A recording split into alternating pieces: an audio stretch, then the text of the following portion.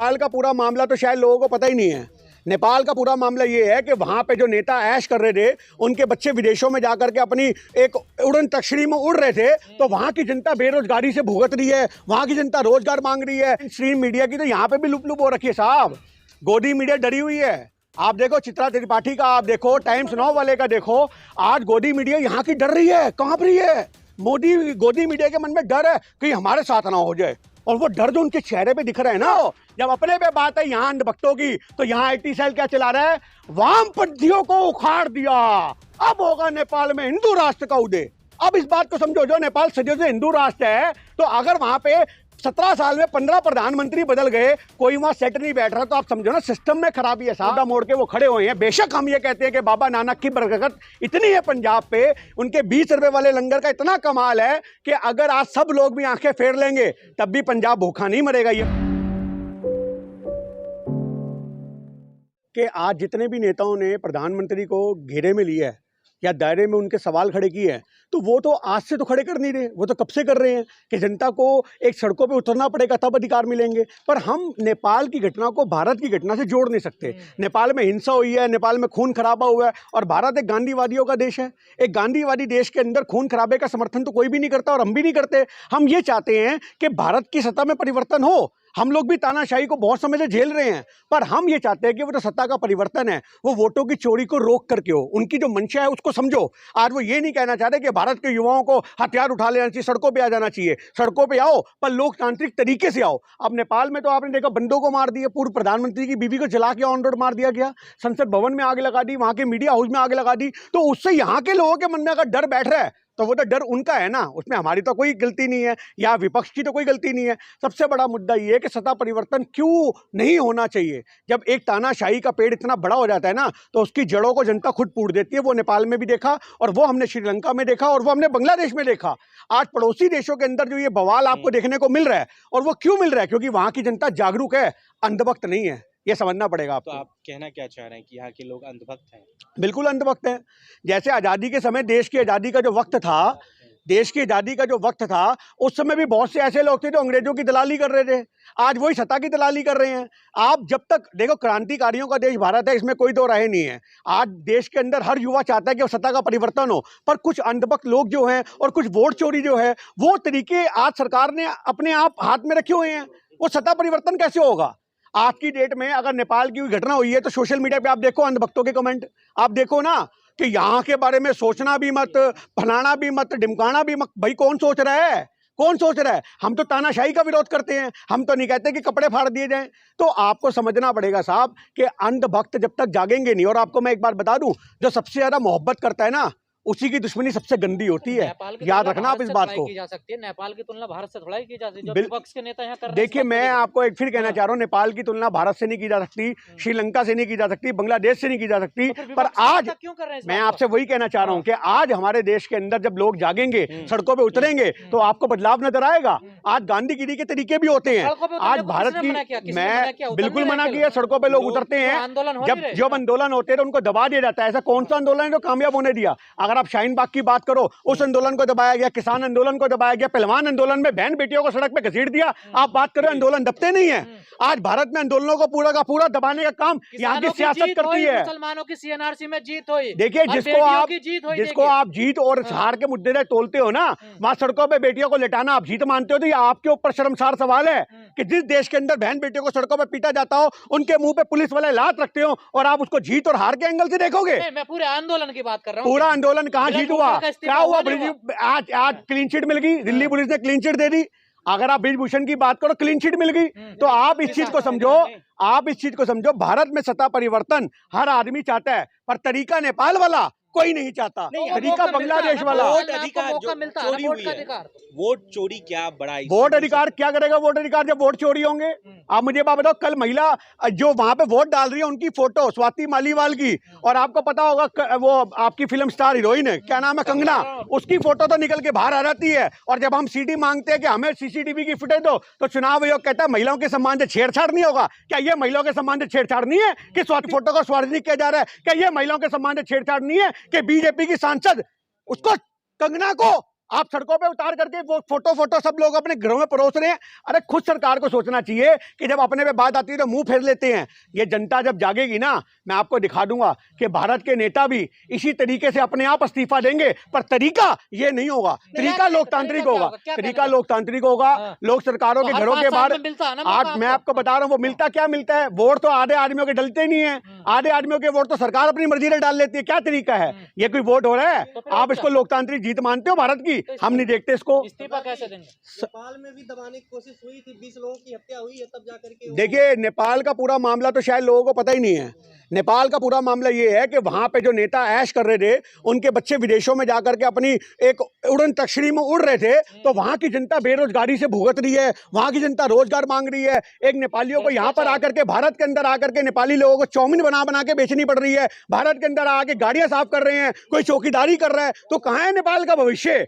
कहाँ है नेपाल का भविष्य? आप बताइए। तो जब एक जनता को यह पता लग रहा है कि हमारा भविष्य नहीं है और नेता मौज मार रहे हैं, तो उन्होंने सोशल मीडिया पे खुलासे करने शुरू करे। उन्होंने वहां पे वो पोस्टें डाली कि नेता किस प्रकार से आतंक मचा रहे हैं। और जब नेताओं को लगा कि हमारी पोल पट्टी खुल रही है, तो उन्होंने 16 ऐप बैन कर दी। और जब 16 ऐप बैन करी तो जनता सड़कों पर आई, स्टूडेंट सड़कों पर आए, और उस स्टूडेंट के कार्यकर्ताओं के जो एक प्रदर्शन था उसको दबाने के लिए गोलियां चला दी।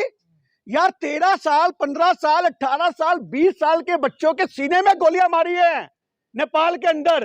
तो क्यों जनता सड़कों पे नहीं आएगी? जिनके बच्चे मरते हैं ना साहब, फिर वो लोगों के घर और दुकान और क्या संसद, तो क्या मीडिया सब फूंक देते हैं। कह रहे थे जो वहां की संपत्ति को बर्बाद करने की कोशिश किया जा रहा था, इसीलिए गोलियां चली। देखिए, अगर आप गोली चलाने का अधिकार किसको देते हो? आपके पास वाटर कैनन जैसी चीजें हैं, आपके पास पुलिस बल है, आप दबाओ। आप आंदोलन को किसी भी तरीके से लाठीचार्ज से दबाओ, कैसे भी दबाओ, गोलियां मारोगे। ये तो आपने वही वाली बात है, जनरल डायर वाला मॉल बना दिया। संसद में घुसना भी तो गैर कानूनी। मैं आपसे फिर कहना चाह रहा हूं, उसको रोको ना, उसको रोको, कैसे भी रोको। आप मिलिट्री उतारो, आप कैसे भी रोको। और अगर जनता वहां पे सड़कों पे उतरी है, तो आप ये देखो सबर का बांध टूटा है साहब। ये सबर का बांध कब तक दबेगा? इसकी शुरुआत श्रीलंका में हुई। हिंसा के पीछे कोई है? देखिए, हिंसा के पीछे कोई नहीं होता, हिंसा के पीछे सिर्फ लोग होते हैं, जनता होती है। जब वो भर जाती है तो वो पागल हो जाती है जनता। आज नेपाल की जनता जो परेशान है, जनता को रोकने के लिए क्या चाहिए बताइए? आज पागल जनता को रोकने के लिए उनका इस्तीफा ये था कि जो उन्होंने मार खा के दिया, वो थोड़े दिन पहले इज्जत से दे रहे थे, तो ये नौबत नहीं आनी थी। तो इस्तीफा देने आज की डेट में जब जनता को, जब उनको पता लग रहा था, सुन लीजिए, जिस समय वो तो जब फट गई आदमी की तो इस्तीफा दे रहा है। आप उसको कह रहे हो जब कनपट्टी पे बंदूक लग गई तो ले ले इस्तीफा, उसको इस्तीफा मानते हो? जिस समय हमारे देश के अंदर, नेपाल के अंदर, मतलब नेपाल की बात करूं, जिस समय नेपाल में ये बवाल कट रहा था, आपने एप्लीकेशन बैन कर दी। यही बांग्लादेश में हुआ था, social media ban, social media. अरे आप समझो जनता का दर्द। जिस समय जनता सड़कों पे हो रही थी, जिस समय जनता उनकी पोल पट्टियां खोल रही थी, अगर इज्जत से उस समय कलम उठा करके इस्तीफा दिया जाता तो आज नेपाल के ये हालात ना होते। सदा परिवर्तन इज्जत से होता। यूट्यूब चैनलों को बंद कर दिया जाता है। बिल्कुल, यहाँ पे टिकटॉक बैन किया था। आप बात देखो, जब टिकटॉक के ऊपर आवाजें उठाते थे हम लोग, तो हमारी वीडियो डिलीट होती थी। और टिकटॉक को बैन क्यों किया गया था? इसलिए क्योंकि टिकटॉक सरकार की पोल खोल रहा था। आज यूट्यूब पे भी शिकंजा है। आज यूट्यूब वाले खुल के थोड़ा ना चला पाते हैं, उनको भी कुछ शब्दों के ऊपर रोक होती है। तो आपको समझना पड़ेगा। हाँ जी, चाइना का था टिकटॉक, इसलिए बैन करा था। भारत में बैन ना, इसको चाइना से मत जोड़ो। ऐसे तो प्रधानमंत्री वहां बैठ के गुल्ली डंडा खेलता फिर रहा आज की डेट में भी। आप ये बात बताओ, प्यार मोहब्बत के संदेश देता फिर रहा, पेड़ से पेड़ टकरा के फोटो आ रही है उन दोनों प्रधानमंत्रियों की। तो आप ये मत देखो कि आज की डेट में चाइना की टिकटॉक को बैन करने की वजह सिर्फ ये थी कि वो चाइना का था। चाइनीज माल दुनिया में चल रहे हैं, तुम्हारे हाथ में जो ये पीपणी है ये भी चाइनीज होगी। कितना रोकेंगे आप इसको, बताओ? मेन स्ट्रीम मीडिया की ऑफिस जला दी है नेपाल। मेन स्ट्रीम मीडिया की तो यहाँ पे भी लुप लुप हो रखी है साहब। गोदी मीडिया डरी हुई है। आप देखो चित्रा त्रिपाठी का, आप देखो टाइम्स नाउ वाले का, देखो आज गोदी मीडिया यहाँ की डर रही है, कांप रही है।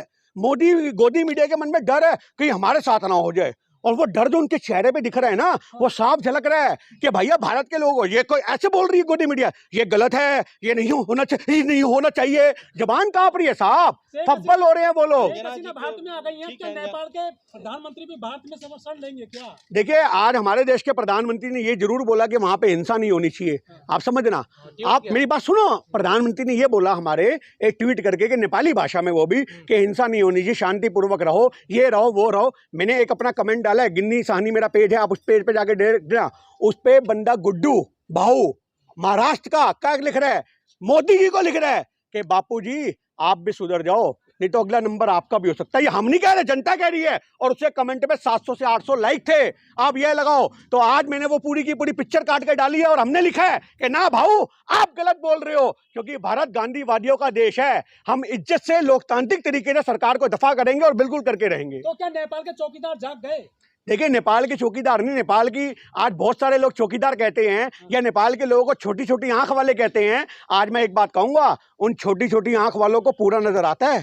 आप इस बात को याद रखना कि क्या काला है और क्या सफेद है, उनको ये बात बहुत अच्छे से पता है। और जिनको आप चौकीदार कह रहे हो ना, वही डंडा उन्होंने वहां सतह में कहां तक दिया है जो हलक से बाहर हमें नजर आ रहा है। आप ये बात ध्यान रखना, जब चौकीदार डंडा सड़क पे बजाता है ना तो सड़क टूट जाती है अगर डंडे में जोर होगा, और जब वो सियासत में जाएगा तो सियासत के बांध टूट जाएंगे। याद रखिएगा इस बात को। नेपाल तो हिंदू राष्ट्र रहा है सर, वहाँ तो मजबूत रही है ये। तो यही तो बात है ना कि हिंदू राष्ट्र है, हिंदू जाग गए। आप इस बात समझो। और हाँ, आपने बड़ा अच्छा सवाल किया साहब। आपकी इस बात को मैं ये कहूंगा कि जब बांग्लादेश में स्टूडेंट सड़कों पे आए थे, जब बांग्लादेश में आजादी का जश्न मना रहे थे, जब वहां की सियासत का वो एक पुतला जला रहे थे, तो हमारे देश की गोदी मीडिया और हमारे देश का आईटी सेल और अंधभक्त ये खबर चला रहे थे, देखो जिहादियों को, देखो आतंकवादियों को, देखो फलाने को, देखो इनका जो काम है, ये साले जिस देश में रहेंगे वहीं तोड़फोड़ करेंगे, ये जिस देश में रहेंगे वहीं आतंक मचाएंगे। आज हम उनसे सवाल खड़ा करते हैं। आज नेपाल तो हिंदू राष्ट्र है साहब। अगर आपके ऊपर कोई सवाल दाग दे तो आप कहोगे ओए हिंदुओं को हिंसक मत कहो, हिंदू को ये मत कहो। सरेआम प्रधानमंत्री की बीवी जला दी, क्या वो हिंसा नहीं है? आप बताइए। अगर अपने पे बात आई तो चुप सुन लो, जब अपने पे बात आई यहाँ अंधभक्तों की, तो यहाँ आईटी सेल क्या चला रहा है? वामपंथियों को उखाड़ दिया, अब होगा नेपाल में हिंदू राष्ट्र का उदय। अब इस बात को समझो, जो नेपाल सदियों से हिंदू राष्ट्र है, तो अगर वहां पे 17 साल में 15 प्रधानमंत्री बदल गए, कोई वहां सेट नहीं बैठ रहा, तो आप समझो ना सिस्टम में खराबी है साहब। लेकिन ये जो पड़ोसी देश है इंडिया के, चाहे पाकिस्तान हो, अफगानिस्तान हो, श्रीलंका हो, नेपाल हो, ये सब चाइना की गोद में खेल रहे थे। बुरा हाल इसके लिए हुआ है उनका। देखिए, आज की डेट में कोई चाइना की गोद में खेले या ना खेले, भारत को भी खेलते हो ऐसे तो आप कह दोगे। अगर आप ये कह रहे हो कि चाइना की गोद में खेल देते, ऐसे तो भारत भी जाकर के वहां पर समर्थन करके आया है। तो क्या आप ये कह दो कि मोदी जी उसकी गोद में जिनपिंग की खेल के आ गए? तो ये गलत है। आज अंतरराष्ट्रीय संबंधों में खड़ा होना पड़ता है। अंतरराष्ट्रीय जो संबंध होते हैं उसे निभाना पड़ता है। तो हम ये नहीं कह सकते कौन किसकी गोद में खेल रहा है, कौन किसका लल्ला बन के बैठा है। ये जो पंजाब में एक जो मोहब्बत की जो मिसाल पेश करी है मुसलमानों ने, क्या कहोगे इसके लिए? देखिए, बहुत अच्छी बात है और ये भाईचारा जो है देश को मजबूत करता है। इस भाईचारे को सेंध लगाने के लिए आईटी सेल ने आज भी कोई काम कसर नहीं छोड़ी है। आज की डेट में मेवात की धरती से, आज हरियाणा की धरती जो मेवात का हिस्सा है, आपको पता होगा कि मेवात भारत का, ये मैं नहीं कह रहा, सरकारी रिकॉर्ड कहते हैं कि मेवात भारत का सबसे पिछड़ा जिला है। आप इस बात को समझो। और उस पिछड़े जिले से जो दरिया दिली है, मैं ये कहता हूँ वो भारत की सबसे नंबर 1 निकल करके आई है। ये मोहब्बत जो उन्होंने पहुंचाई है, जो मोहब्बत उन्होंने वहां पे अपनी दिखाई है, जो एक प्यार का संदेश दिया है, जिन मस्जिदों को अवैध बना करके बता करके रोज बुलडोजर चलते थे, आज उन मस्जिदों के बाहर मोहब्बत के पैगाम टंगे हैं कि पंजाब बार से जुड़ो, खुल करके समर्थन करो। तो ये मोहब्बत है साहब। इस भारत को तोड़ने की कोशिश ना करें। उन मुसलमान भाइयों का हम तहे दिल से स्वागत करते हैं और उनको प्यार देते हैं कि जिन्होंने भारत के बुरे वक्त में, पंजाब के बुरे वक्त में उनके साथ मोढे से मोढा मोड़ के वो खड़े हुए हैं। बेशक हम ये कहते हैं कि बाबा नानक की बरकत इतनी है पंजाब पे, उनके 20 रुपए वाले लंगर का इतना कमाल है कि अगर आज सब लोग भी आंखें फेर लेंगे तब भी पंजाब भूखा नहीं मरेगा। ये बात आप याद रखिएगा। पर फिर भी आज जिन्होंने भाईचारा निभाया है, प्यार दिखाया, उन सबका तहे दिल से शुक्रिया। तो क्या नफरत की जो दीवार थी वो दीवार भी टूटी है इस बार? बिल्कुल टूटी है। और उसी दीवार में आपको देखने को मिलेगा कि जब एक प्यार का पैगाम दिखने लगा, कई हिंदू भाइयों के समर्थन निकल के आए कि जिनकी सोच एक गलत बना दी गई थी गोदी मीडिया ने या आईटी सेल ने, उनके कमेंट निकल के आए कि नहीं यार, मुसलमानों को गलत पेश किया जाता है। नहीं सर यार, ये तो अच्छा काम कर रहे हैं, ये तो बढ़िया काम कर रहे हैं, इन्हें गलत पेश किया जाता है। और उसी बीच में जम्मू से खबर आती है कि हलवाई की दुकान में बंदे ने हस्तमैथुन करके वीर्य विसर्जन कर दिया, लड्डुओं में मिला दिया। आप इस बात को देखो और कोई वीडियो नहीं आती। इतनी बड़ी हलवाई की दुकान तोड़ दी जाती है। तो आप इस बात को समझो, वो साजिश है साहब, वो साजिश है। आप मुझे एक ऐसा गुरुद्वारा दिखाओ, आप मुझे एक ऐसा मंदिर दिखाओ जिसमें आपको दिखे अशोक स्तंभ टंगा हुआ। आप मुझे एक दिखा दो ना, आप मुझे दिखाओ ऐसा कौन सा मंदिर है, ऐसा कौन सी मस्जिद है, या ऐसा कहने का मतलब है कौन सा गुरुद्वारा है जहां पे अशोक स्तंभ की पिक्चर शिलान्यास के साथ टंगी हुई हो। कहीं नहीं है। ये साजिशें थी, उनको पता था। इस बात को समझो।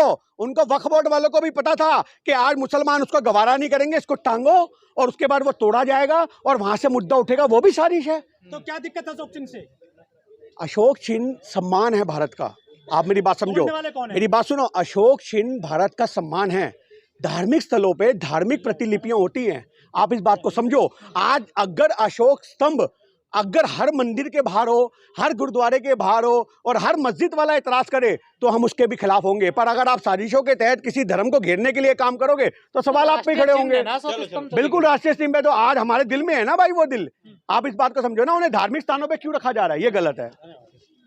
खबरों में बने रहने के लिए फोरम 4 को सब्सक्राइब करें और नोटिफिकेशन पाने के लिए बेल आइकन दबाएं।